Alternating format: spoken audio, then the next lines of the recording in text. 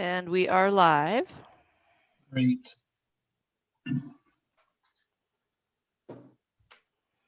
And Paul Boki is joining us now.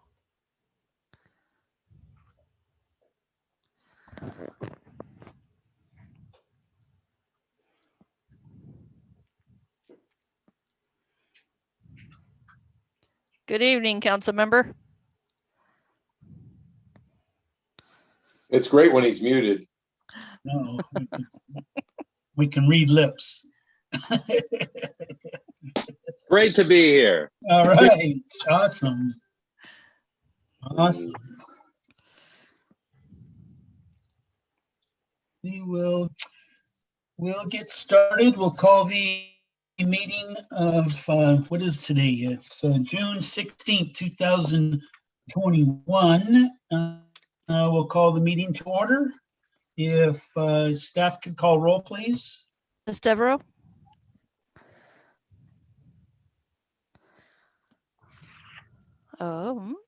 Let's see if I can do this. There we go. Thank you. James Guerrero, Here. Ryan Pearson, Here. Paul Wegman, Present. Philip Combs is excused at this time. Lynn Larson, excused at this time. Connie Coleman Lackady, excused. Don Daniels, Here. you do have quorum. Great, thank you. Before us, we have the minutes of June 2nd, 2021. I'm looking for a motion. I'll make a motion to accept the minutes as written. Mr. Wagaman, I appreciate it, made a motion. Do I have a second? Second. Mr. Guerrero, second. Do we have any discussion? Changes? Comments? Hearing or seeing none at this time. All those in favor by saying aye. Aye. Opposed? Abstentions? Minutes passed as written for June 2nd, 2021. Do we have any changes to our agenda today, Ms. Spear? No, Mr. Chair. Great, thank you. Excuse me. At this time, I'm going to open up public comments. At this time, anyone wishing to address the commission, I will say that if there is anybody online or willing or able to talk to us tonight, please keep your comments to about 3 minutes.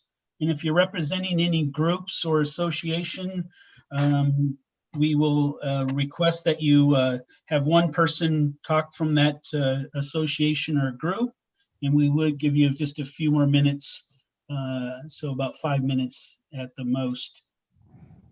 Do we have anybody signed up or wanting to speak to us tonight? Ms. Devereaux, do you have anyone that you're aware of wanting to speak tonight?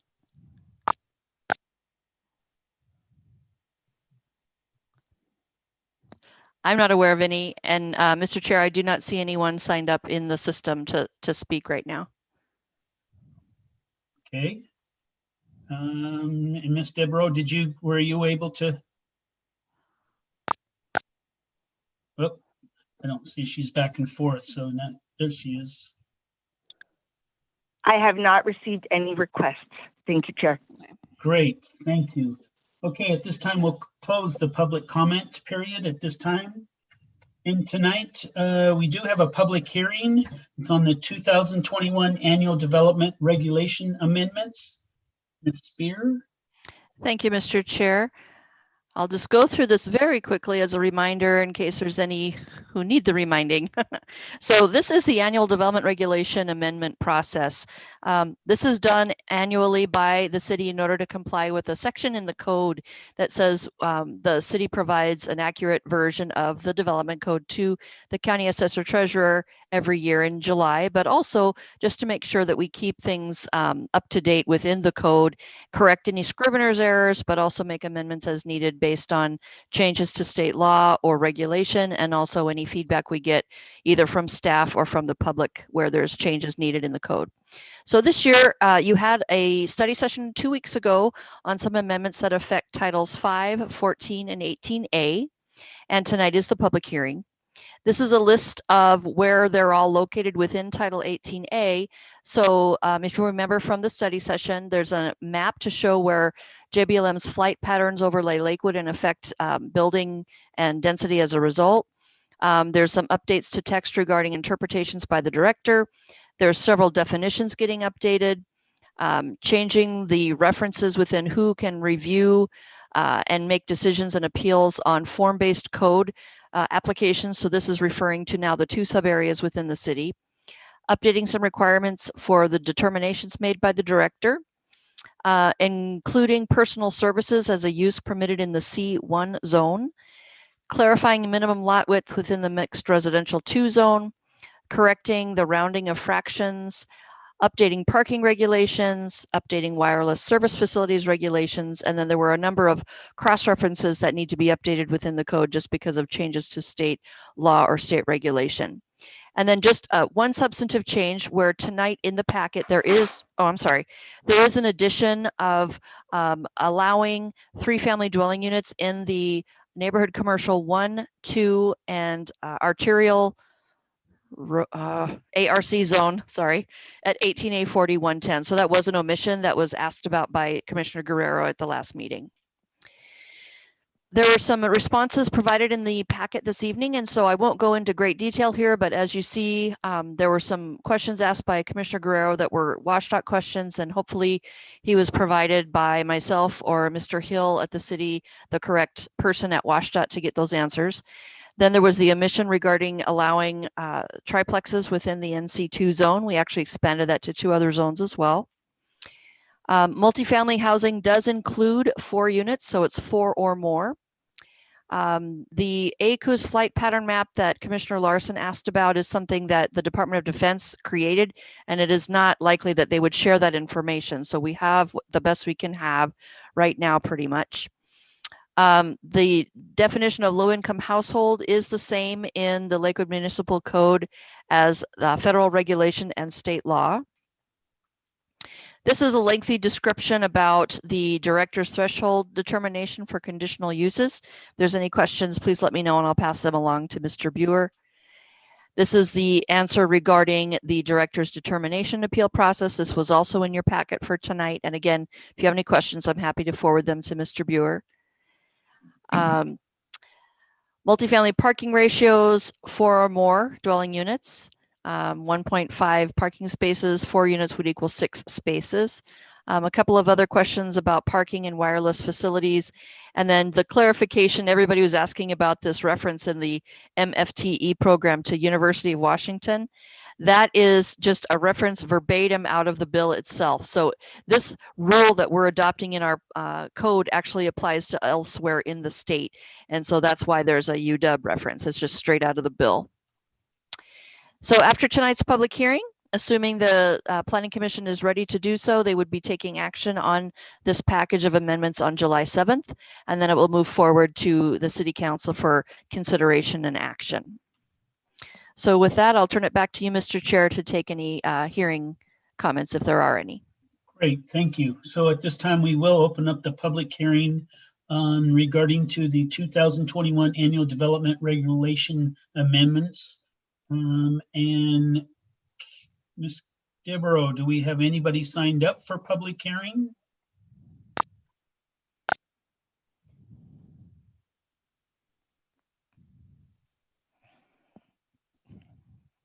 Go ahead, Ms. Devereaux.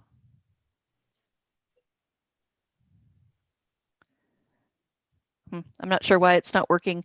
Mr. Chair, I do see another person has joined us as an attendee. I'll allow them to talk in case they want to be testifying here, if that's all right with you. Yes, go right ahead.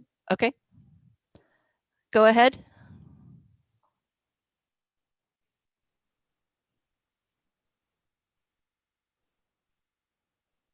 It looks like they have muted themselves, so I'll just ask one more time. Yep. Oh, go ahead. No, thank you for unmuting me, but I actually don't have any comments to make. I'm just listening. Okay, thank you very much. Thank you. Other than that, then, Mr. Chair, we have no other people signed up or logged in to speak. Okay, great. So at this time, then, we will close the public hearing regarding the 2021 Annual Development Regulation Amendments. And then we will ask our commissioners if they have any other discussion. Yes, Mr. Guerrero? Thanks. Just one comment. So on page 9 of our information, that zoning classification that shows where where the 3 zones have the 3 family dwellings added to being permitted. There's one other zone in there that looks to be like it probably should have it also. It's MF1. So the MF1 zone allows 2 family dwellings and allows multifamily or 4 family dwellings or more, but doesn't allow 3 family dwellings. And so it seems like that should probably include 3 family also. And I would agree with you, Mr. Guerrero. This was an error when we did the 18A update. So that may well have been happening at the same time. So if the council or the commission wants to consider that as an oral amendment or a written amendment next time, your prerogative to do so. Clarification, what do you mean next time? I'm sorry, tonight is the public hearing, Yeah. but you would be scheduled at this point to take action next time. So Okay. considering an amendment. Okay, yeah, absolutely, amendment, okay. Page 9, amendment. Okay. All right, any other comments to staff in regarding to these? Mr. Wagaman, did you have a question? Yeah, the definition of affordable housing, or I forget exactly how they put it, but I think it was clarified for me a little bit because Tiffany just said that was the federal definition and state definition. I just wondered how they came to that number, and because there was, I forget the exact formula now. Are you talking about 30% of the household's monthly income? Yes, or something like that. Yes. That's been a long-standing standard for how much of your total income should be spent on housing and utilities. I know government agencies for a long time have used that, and I think they're just incorporating it or continuing to incorporate it into state statute. Where it came from, I couldn't tell you right now, but it has been around a long time. Okay, so if somebody makes $1,000 a month, then basically they could only $300 is all their housing cost should be. Right, that would be considered affordable for that person, correct?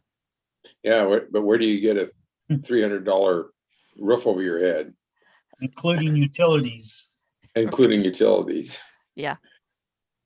I don't know. Do those make sense? And well, I think some of the information you're about to hear regarding your next topic tonight will help with that question. Okay. Any other comments from fellow commissioners? Wow, it's pretty easy. Ms. Spear, then. Okay. So you're saying we have no other comments or concerns at this time. So Okay. Does the fellow commissioners want to take any action tonight? Or do we want to wait until our next meeting? Is that scheduled for the next meeting, or could we take action tonight? It's up to you, Mr. Chair. We've had the public hearing. It was duly noticed. And the packet, we did have difficulty on the website. It was not posting because there was an internal problem to the website. So if you would like to wait and maybe leave the hearing open until the next meeting and then take action on the 7th, that would probably cover your bases pretty well. Or you could take action tonight if you're comfortable with it. Any suggestions by fellow commissioners? I would say Mr. wait. Guerrero? Yeah, I agree with Paul. I would say it makes sense to wait and give people a chance to comment if they wish to. Yep. Okay, so we got 3 and myself. So then at this time, then I will reopen the public hearing and allow it to continue until our next meeting, which would be July 7th. July July 7th. 7th. Mhm. and for written comments only. And so please provide any written comment to staff in regards to this public hearing as we discussed here tonight. And we'll leave it open until the 7th of July. Yeah, the 7th of July. Sorry, man. I'm trying to write down here. Okay. All right. So we'll continue on. Do we have any unfinished business? None. Any new business? None. I'll leave it to reports and staff. Any reports? Yes, sir. I'll share my screen one more time. This is kind of a continuation. We did this once already this year, I believe. Just a kind of a background, what's going on a regional level with planning. If you remember a couple of months ago, we talked about what Vision 2050 is, the multi-county planning policies that Lakewood ultimately has to comply with. Tonight, we're going to talk a little more about Vision 2050, but also about several ongoing regional housing planning efforts that will eventually also be affecting Lakewood in one way or the other. So you'll remember this graphic now. The State Growth Management Act is underpinned by the multi-county planning policies, or Vision 2050. That's what it's called for us. The countywide planning policies, and then ultimately the city's comprehensive plan. So all of these below are consistent with the things above. So Vision 2050, as we've talked about before, is something that the city needs to be consistent with its development regulations, its zoning, and its planning policies. One of the things that has happened here in Vision 2050 that is new since its last version, which was called Vision 2040, is a regional housing strategy has been something identified as a need. And this is new. In Washington State, traditionally, cities or the county have been autonomously planning for type of housing and business growth that may be occurring within its boundaries. Now there's this need recognized within not only the Vision 2050 and regional perspective, but the state as well, that housing crosses jurisdictional boundaries and the need is across the area, and particularly in central Puget Sound, where Pierce County is located. So the Puget Sound Regional Council is working on a strategy for local governments to take a look at and maybe take pieces from. That'll come later. But what they have already completed is a housing needs assessment. And so what they did is went out and tried to survey economic conditions within various areas of the central Puget Sound, the current housing needs, and also the projected housing needs for new growth between now and 2050. So no surprise, I don't think, to anybody, but both rents and home prices in the region have gone significantly upward. This is a track from 2011 to 2019, and you'll see it's about 150% increase within those years, or not 150%, excuse me, 50% increase. And then the housing value went up by almost 70%. What is needed right now is to deal with what they're calling the current backlog. And this gets back to that idea of affordable housing, Commissioner Wagaman, of 46,000 units to address, quote, affordable need within the 4-county region of Puget Sound Regional Council. Projecting forward to 2050, looking at the amount of people coming, which is almost 6 million, is the projection between now and 2050 into the central Puget Sound region, would be another 810,000 units. So put those two together, and that's the total need between now and 2050.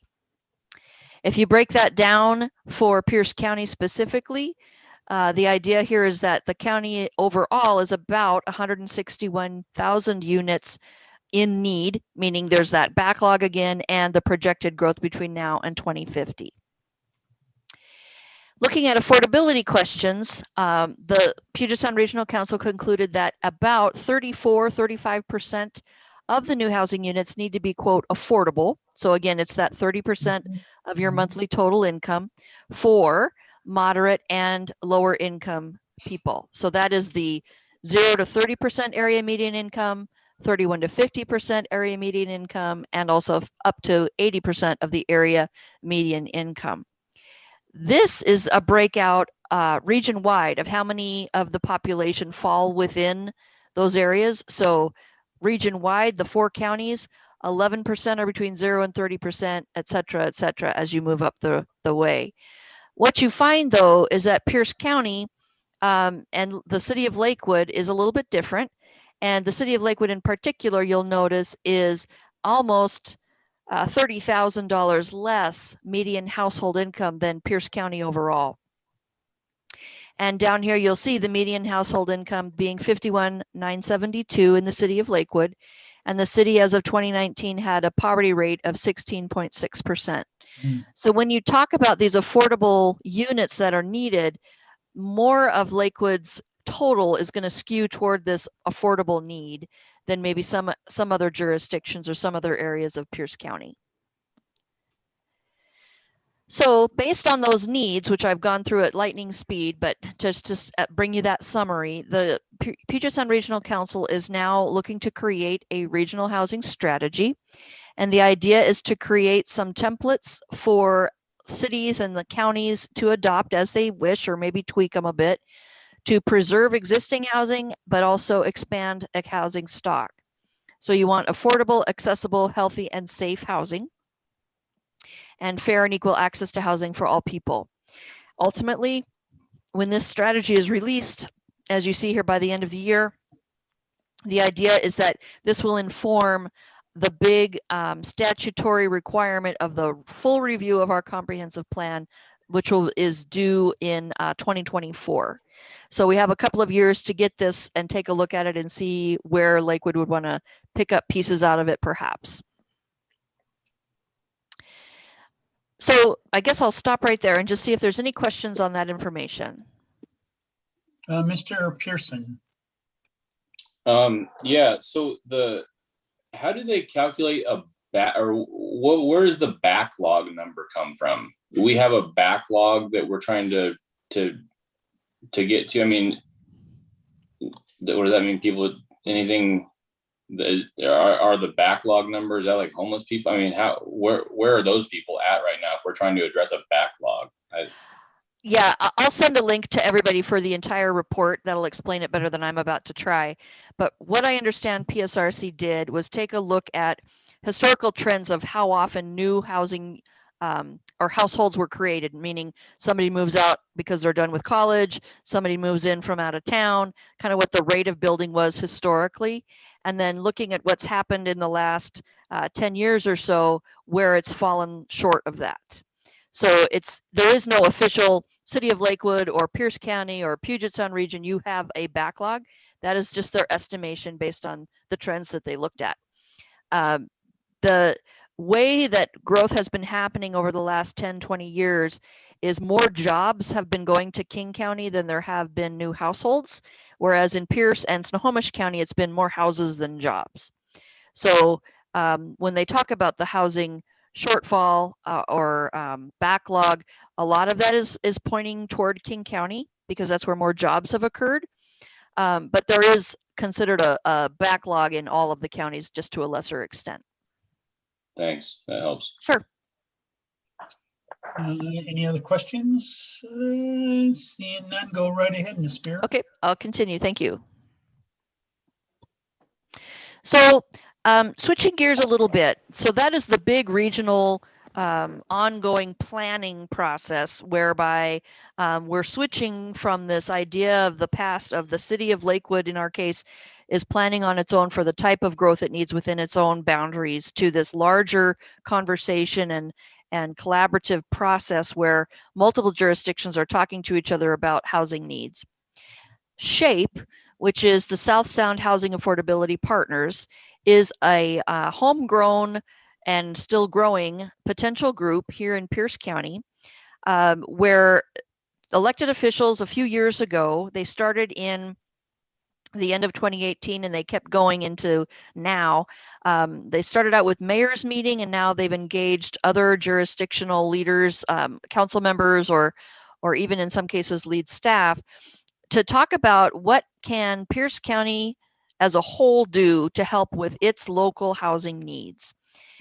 Where it stands right now is that the interlocal agreement, where the jurisdictions that want to participate all agree to the rules to play by and what kind of fees might be assessed against each of them to fund this group is being hashed out. And the decision about whether it's going to go forward with a certain number of jurisdictions is underway as we speak. But the idea here is to create accessible, affordable, and attainable housing regionally. So doing this as a group rather than by working on it independently. And the reason I've got the term we in here is I've picked this up out of a SHAPE presentation. Pooling resources, you can do more together. And then there's the ability to advocate in Olympia or elsewhere for funding primarily, but also for policy changes if jurisdictions are doing it as a group rather than just as one-offs.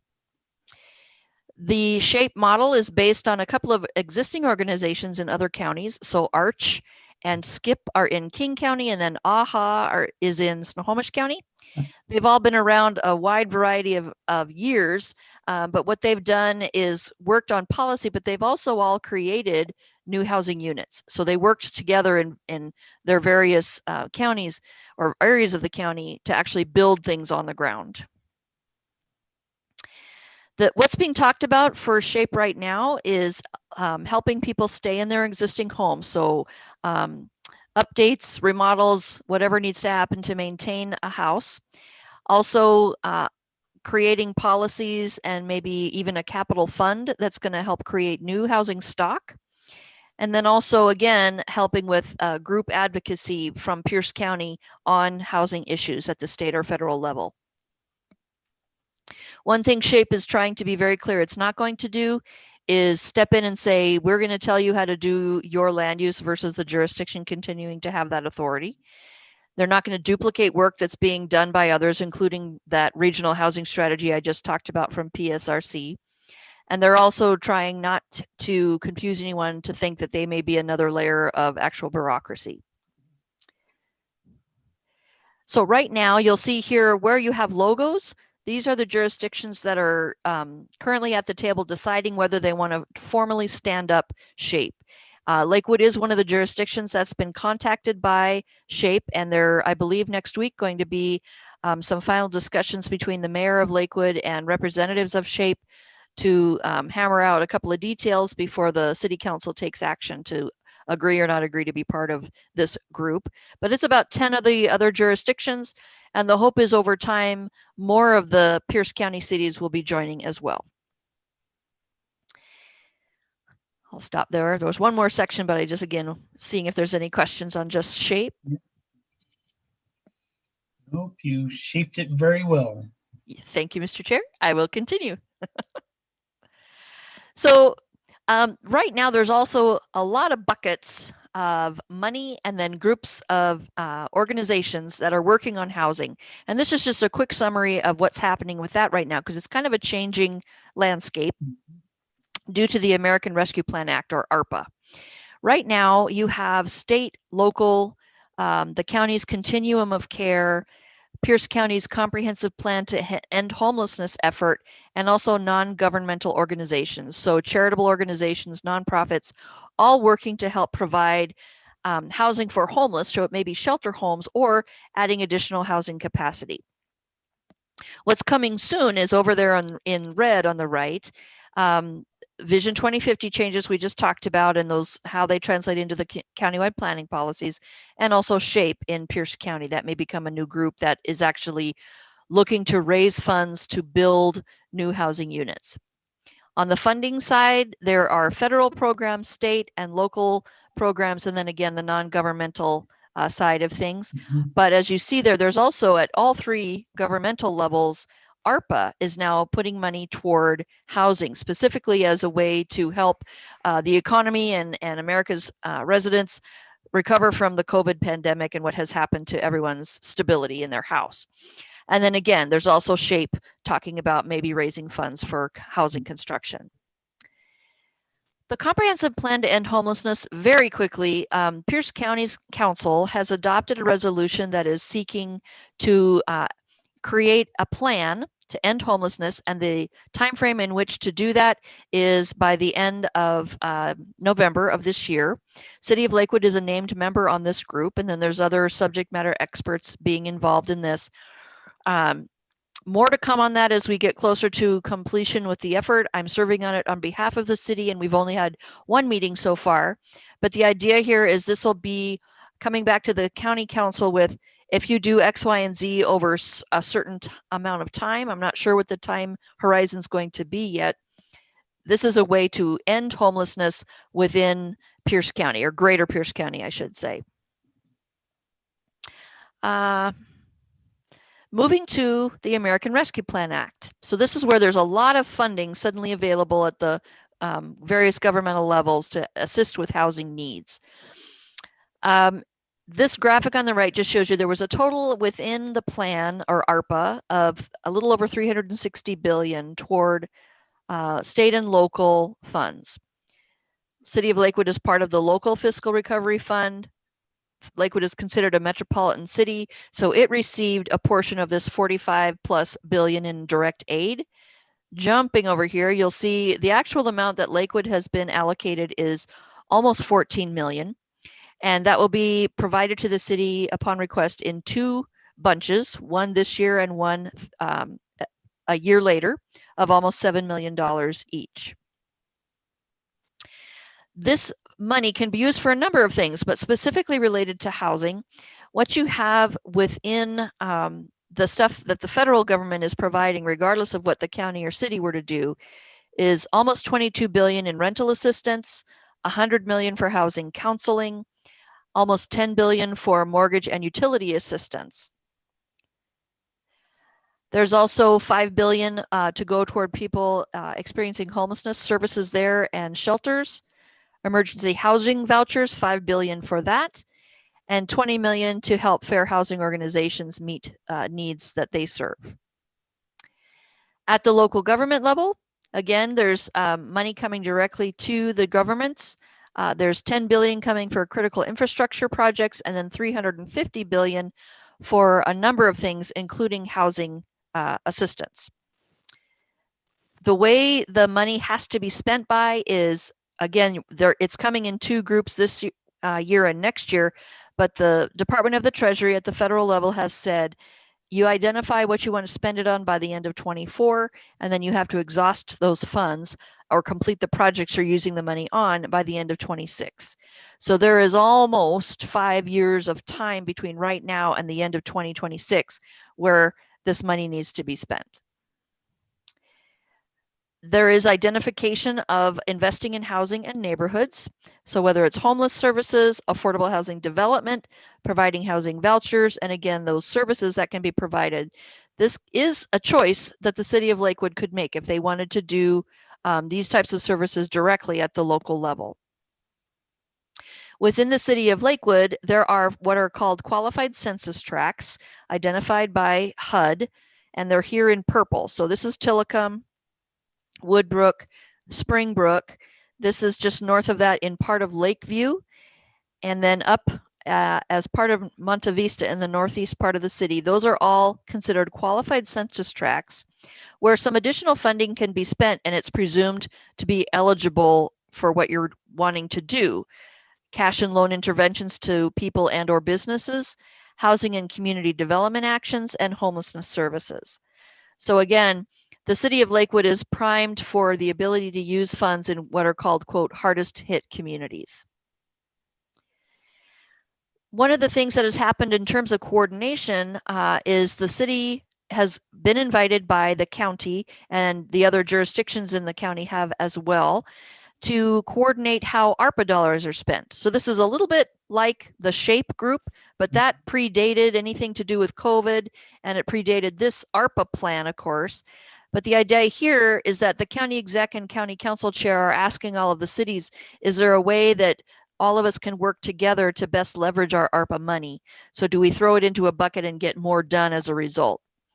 And one of the things that was talked about at its first discussion, there's only been one meeting of this group so far, was potentially to again, use some funds for additional housing units. So more to come on this as they continue their conversations. So where does Lakewood sit in all of this stuff? Deciding whether or not to cooperate and coordinate with other jurisdictions to spend its ARPA dollars, deciding whether or not to join SHAPE and then work with it to do housing affordable maintenance, and also new housing construction over time. And then third, just making sure over the years that we need to do it, that Lakewood is consistent with Vision 2050 and also that new regional housing strategy. And with that, Mr. Chair, I'll turn it back to you once more, see if there's any questions. Any questions on Ms. Spear's presentation? Seeing none, great job, Mr. Wagaman. I mean, when you listed all the stuff, this is good. I think we got many good ideas. The thing that concerns me a little bit is, how do we hold people accountable in this thing? You know, so we get housing for people, and they trash it, or they don't take care of it, or they don't provide maintenance, and sometimes that's a choice, sometimes that's ignorance. But how do we, in a sense, we're investing the taxpayers' dollars here, and how do we show that we're doing that responsibly, other than just put it out there to get potentially frittered away? Good question. Yes, Good question. and I don't have a response either. Yeah. Yeah, no, that's a tough one, but yeah. And to be sustainable, you know, exactly right. You know, we got money today. Is it gonna, you know, it's gonna go away, you know, so sooner than later. And then once it's gone, you know, then the maintenance and all of those things come in play. So yeah, so True. that's all of those things I'm sure will be well thought out, and questions will be asked. So I'm sure there'll be some kind of, you know, consensus. So, I mean, do we start suggesting some ideas of how to do this, or do we force those questions? You know, we can make Paul Boeke, you know, hey, how you going to be accountable after we spend all this money? Yeah, yeah. I mean, and I'm not saying that because I don't want to help people. It just, it's sometimes, you know, and all the things I've seen, is sometimes when you help people, I don't know if they even appreciate it. You know, they just use and abuse, and we're worse off later than we were when we started. Well, Mr. Wagaman, one thing to remind all of you about actually is your next meeting is a special meeting to talk about ARPA. You will have with you members of the Community Services Advisory Board, representatives from LASA, and also representatives from United Way that evening, all in the meeting with you. And I'll go into a little more detail about how the money can be spent. But the idea for that evening is to provide feedback back to the City Council about how you feel ARPA should be spent. And it's not the Planning Commission as a group is providing a recommendation. It is individuals. You're voicing your opinion, and I'm going to be recording that and sending it along to the council. So, Mr. Wagaman, by all means, please bring that up again next time, because it will get into the record and it will go forward, as well as Mr. Boeke being around to hear that too, for them to consider. What's happening is we're reaching out to the city's residents and businesses right now, and then in August, we'll take all of that information, give it back to the City Council, and they'll be deciding how they wish to spend the funds. Mm-hmm. Yeah, I certainly don't want to come across as being hard-hearted here. I think there needs to be a plan to do something, but how do we? You know, I got a call this week from people I work with in the community, and you know, there's a homeless person living under the bridge on Stolica Boulevard, and he's lighting fires all the time, and the citizens. You know, the couple of widows that live down there, they're kind of concerned that they'll start the forest on fire, you know, as we get drier in the summer. You know, how do we protect those citizens that are living there now, and how do we help the person that's struggling to put a roof over his head? You know, Yep. I mean, those are the questions. The hard part is, where do we get answers? And Yep, tough questions, and harder even to have an answer or, you know, a solution for each and every situation, no question about it. Any other questions to Mrs. Spear? Okay, none. All right. So is that all the your reports so far, Mrs. Spear? Yes, yes, thank you, Mr. Chair. Good. How about Mr. Councilmember Boki? Do you have something for us tonight? Yeah, not much. But the good news is I'm looking up at my calendar. As the calendar turns into July, we're actually going to begin our in-person meetings. It sounds like right after the 4th of July, so that would be Tuesday the 5th, I believe, will actually be in-person meetings. You'll still be able to watch on Zoom, so that hybrid model will continue. But that's good news, and so I imagine you guys will be following that, depending on how you guys want to handle that. Fairly soon also, so you probably keep the hybrid model, but you could start meeting in July in person, and you may want to do that when you bring those groups in, or the groups may say they don't want to come in. That's fine, but it's something to think about and how you guys want to do that transition. I appreciate Ms. Spear talking about the housing situation and the ARPA. And ARPA is a big load of money, and we have time to spend it. So we're looking forward to the public comments and the comments from any of you all about how we should be spending those funds. We do have time to spend those funds. There are a couple of, I think, small items that we've kind of already agreed on. That 1% will go, like we have 1% now going to public, social service agencies. 1% of our general fund. That's something Lakewood's been doing for a long time, and we're going to take 1% of the ARPA money and do the same. And that's pretty much about all we've decided on. There's some internal things that we want to work on, but it doesn't add up to much. So we're looking forward to hearing about what other ideas folks have. Good. So that's all from me for now. All right, awesome. Thank you. Does any commissioners have any additional comments? Seeing or hearing none. So the next meeting is July 7th. And Ms. Spear, Mr. Boki brought up a thing suggestion, but we still want to have that July 7th, a Zoom meeting, and then after that, are we off for a while until we resume back? That's correct. So Yeah, Mr. Chair. Yeah. So I'm sorry, in my own mind, it was going to be one more virtual meeting because I think actually with the other groups that we've invited, there may be too many of them to get around a table. Right. And so if we did one more virtual, then you're off until September. By that time, all the kinks will be worked through for hybrid meetings if you wanted to go that way, and or getting everybody back into council chambers. So at this point, please just plan on doing this one more time, and then we'll figure it out come September. Sounds good. I appreciate it. Yeah, no, that's I think that's acceptable to everybody. And we're pretty used to this Zoom, so one more is not gonna hurt us by any means. And yes, with that many people as well, I think it will be a great deal. But I do recommend talking to friends, neighbors, business owners, any associates you have within the city. This is their time to say their request or ideas. And also have not only requests and recommendations, but maybe some solutions to go with it.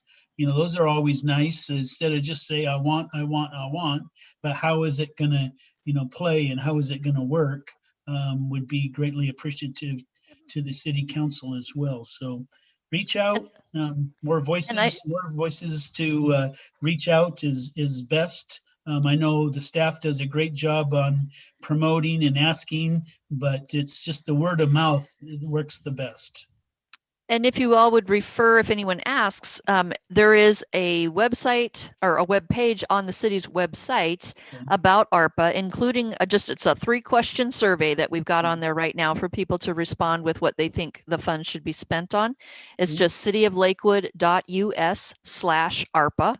And they'll be able to see information about the program, including the specifics for Lakewood, and then answer those 3 questions. Great. Yeah, that's awesome. So, yep, promote that and share it, and yeah, let's get them inundated to make sure their homework Yep. is full. You know, their plate is Yep. really full. Yep.